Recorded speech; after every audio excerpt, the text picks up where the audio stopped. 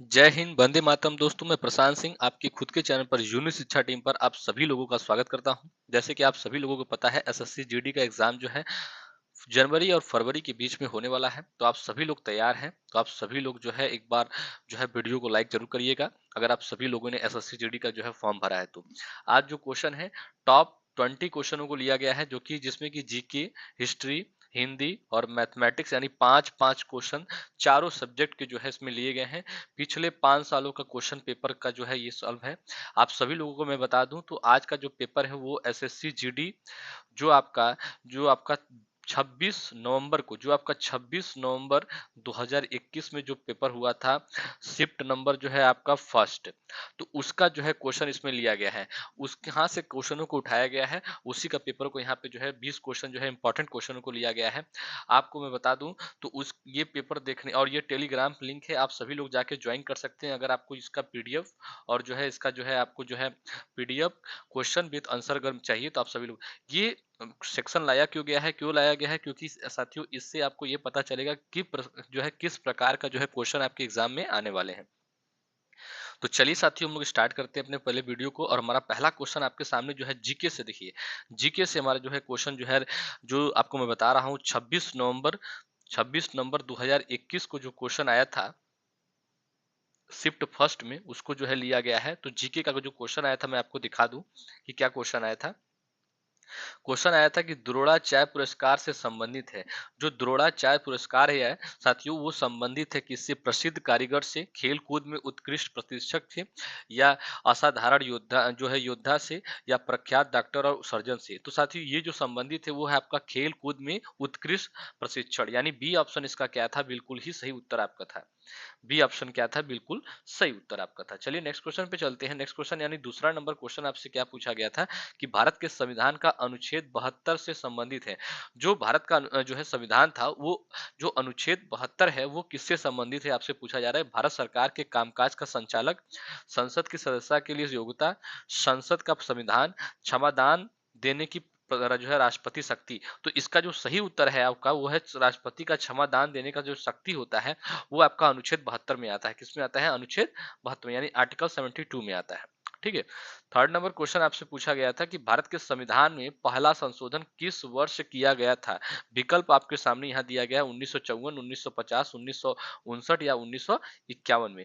तो साथियों भारत का जो संविधान में पहला संशोधन जो दिया गया था वो आपका दिया गया था 1991 में। किसमें? 1991 यानी चौथा ऑप्शन क्या है? बिल्कुल सही उत्तर है आपका। नेक्स्ट क्वेश्चन पे चलते हैं। फोर्थ नंबर क्वेश्चन आपसे क्या बोला था कि बड़ी संख्या में गहरी नालों या खड्डों वाले क्षेत्र को आप क्या कहते हैं?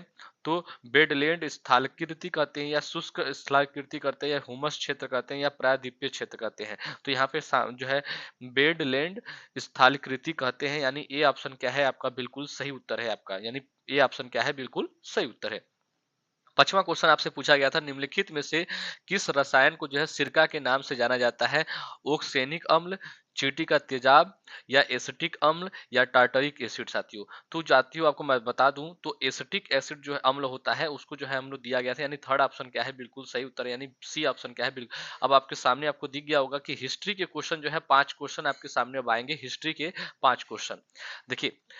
बंगाल के तहत मुगल नियंत्रण से अलग हो गया जो प्रांत के गवर्नर का डिप्टी था।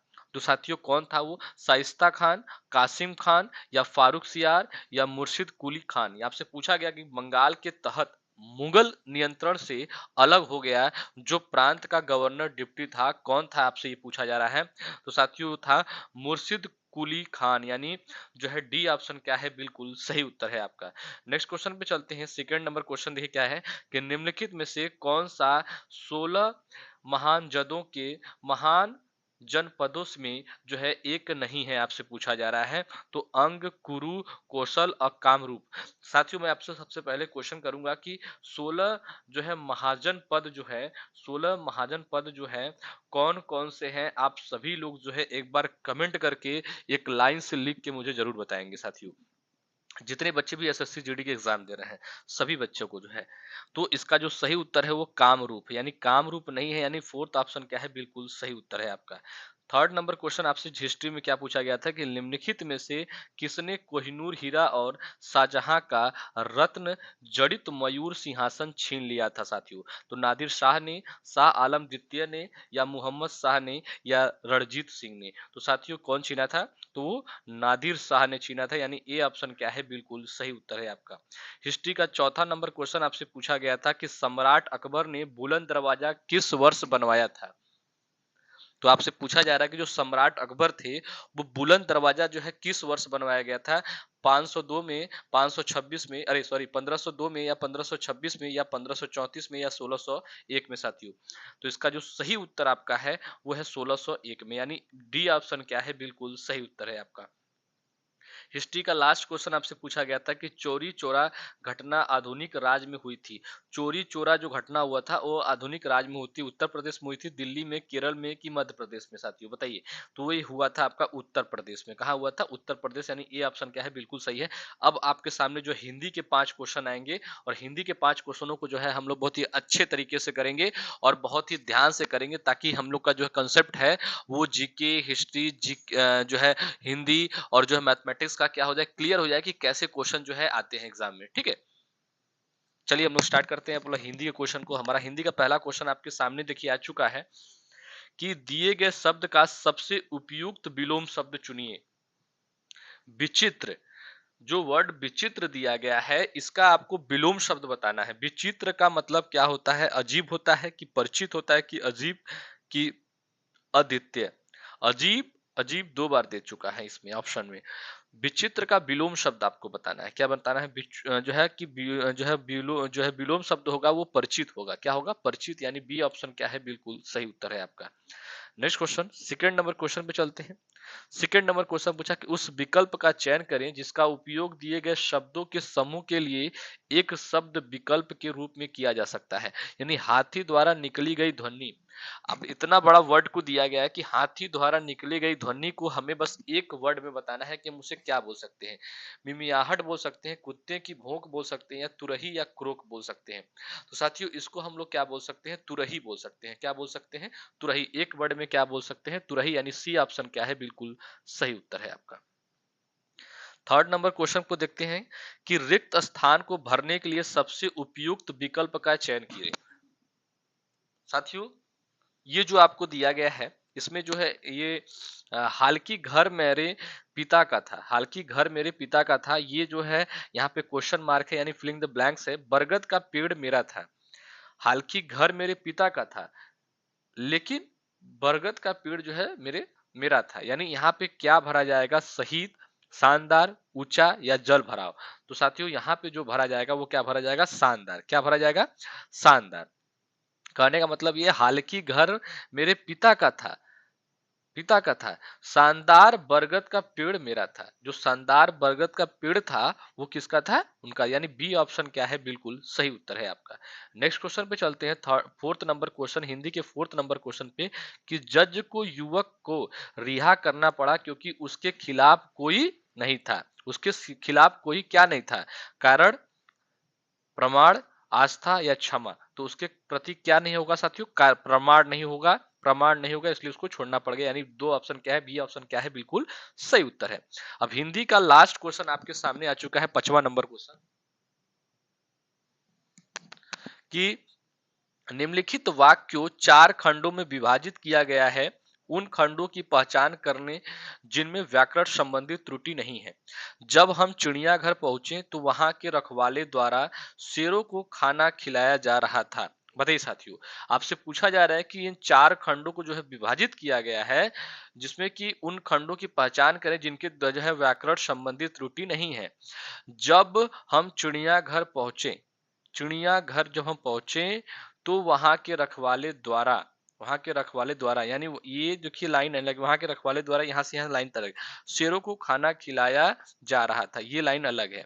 और जब जब हम जो है पहुंचे, यहाँ पे जो है एक वर्ड है यहाँ पे, ये जब हम पहुंचे, और ये चिड़ियाघर, तो ये अलग है। तो आपसे ये पूछा जा रहा है, ये 4 चीजें यहाँ पे बनाए गए हैं, तो इसमें जो है आपका वहां के रखवाले द्वारा, वहां के रखवाले द्वारा होगा इसमें। ठीक है, देखिए इसमें क्या है, वहां के रखवाले द्वारा, ये है जो, यही वर्ड क्या होगा आपका, यही वर्ड आपका क्या है, व्याकरण संबंधा त्रुटि है। ठीक है, नेक्स्ट क्वेश्चन पे चलते हैं। नेक्स्ट क्वेश्चन यानी आप देखिए आपके सामने मैथमेटिक्स के क्वेश्चन आएंगे जो कि 5 क्वेश्चन, और आपको यहां से समझ में आएगा कि किस प्रकार के क्वेश्चन जो है आपके एग्जाम में पूछे जाते हैं मैथमेटिक्स से। चलिए पहला नंबर क्वेश्चन देखते हैं, और पहला नंबर हमारा क्वेश्चन आपके सामने आ चुका है कि ए बी से दोगुना अच्छा कारीगर है और वे मिलकर एक काम को 20 दिनों में पूरा करते हैं, तो ए अकेले कितने दिनों में काम को जो है पूरा करेगा, 30 दिन में, 25 दिन में, 26 दिन में, या 28 दिन में साथियों।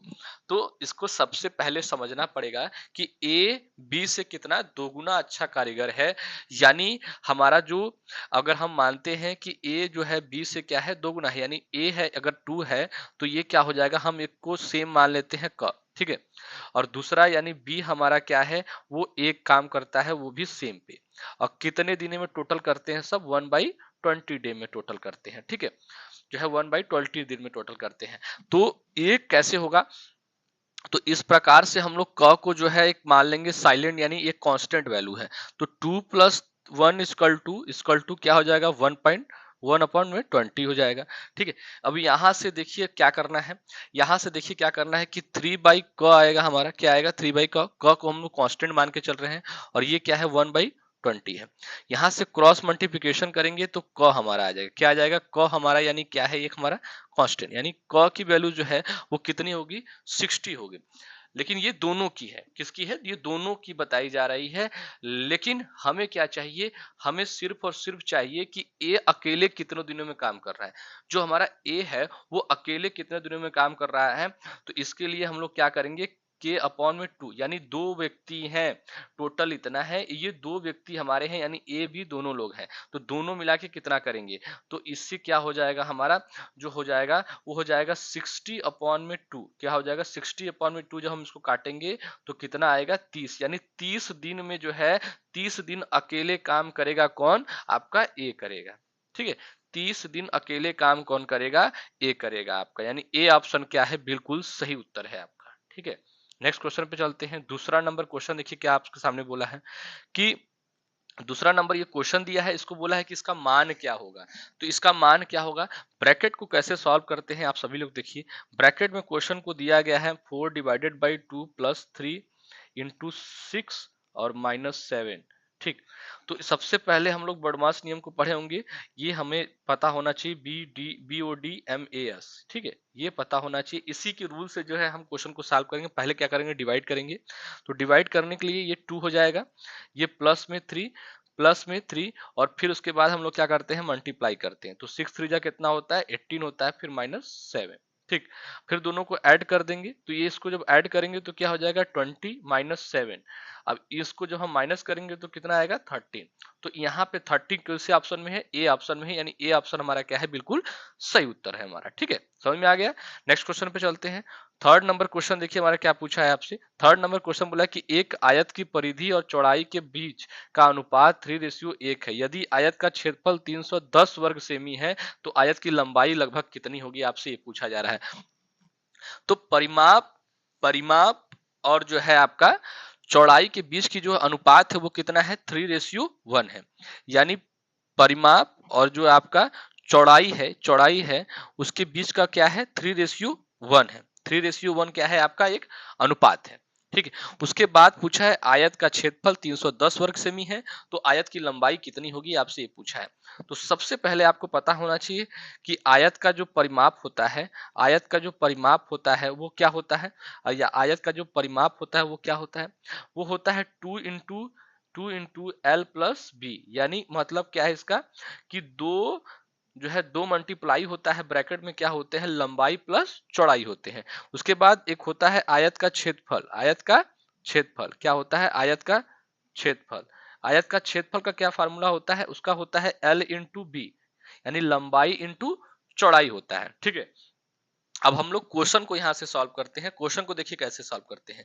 क्वेश्चन को हम लोग कैसे सॉल्व करेंगे कि इसमें जो है 2 हो जाएगा, ब्रैक इसमें जो है आपको क्या करना है, आयत का परिमाप देखना है, आयत का परिमाप देखना है, यानी L+B होता है, ये फार्मूला होता है।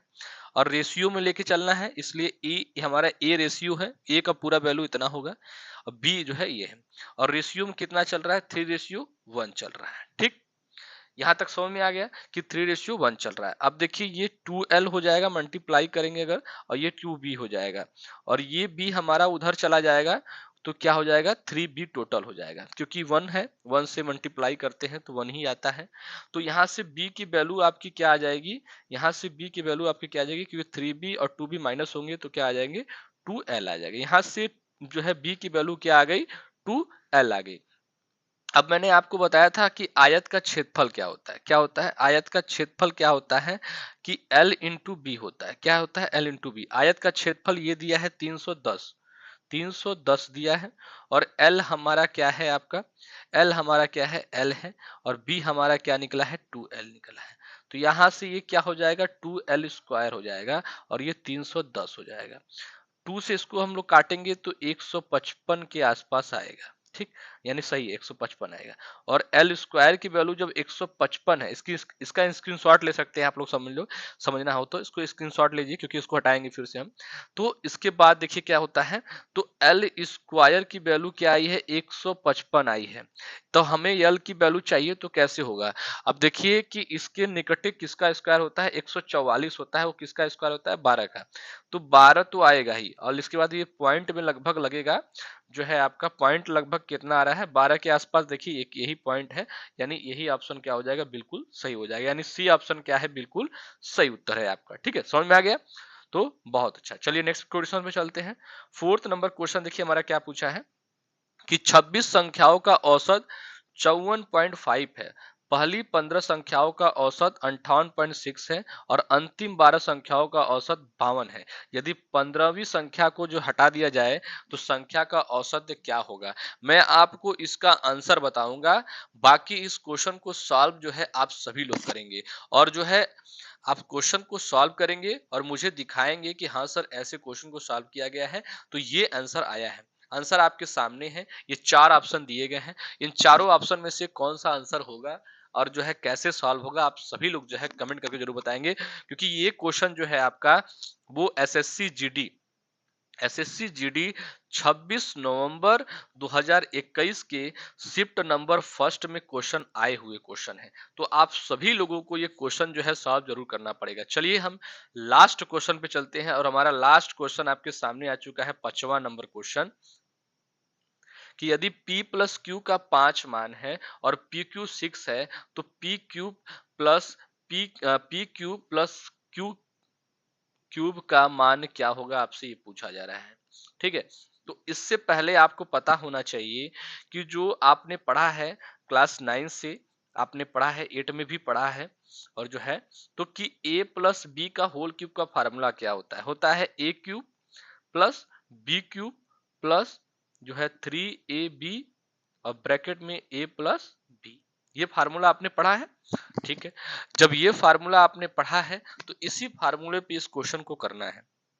क्या करना है, A cube plus B cube को पहले इधर लाइए, ठीक, क्योंकि हमें यही निकालना है, और इनको उधर ले जाइए।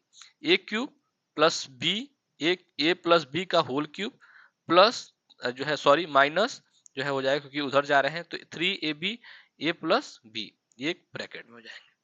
ठीक है, यहां तक समझ में आया। अब हमें लेकिन ए बी नहीं लेके चलना है, हमें क्या लेके चलना है, पी क्यूब लेके चलना है।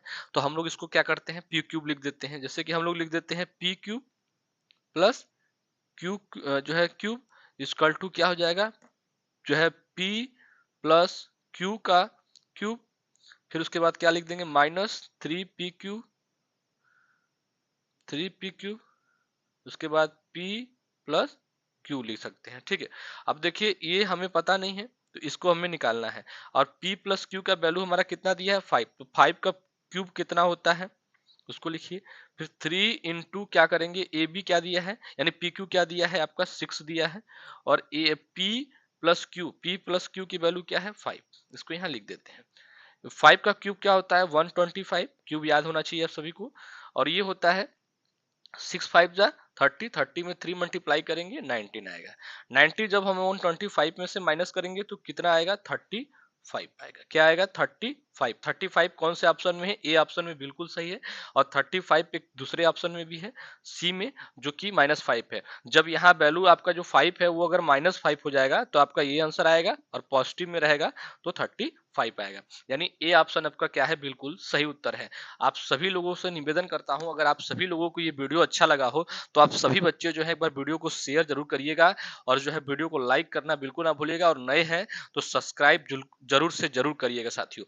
चलिए साथियों, आज के लिए इतना ही। नेक्स्ट वीडियो में फिर से मिलेंगे। आप सभी लोग स्वस्थ रहें, मस्त रहें, और एग्जाम की तैयारी अपनी बहुत ही अच्छे तरीके से करें। जय हिंद, जय भारत।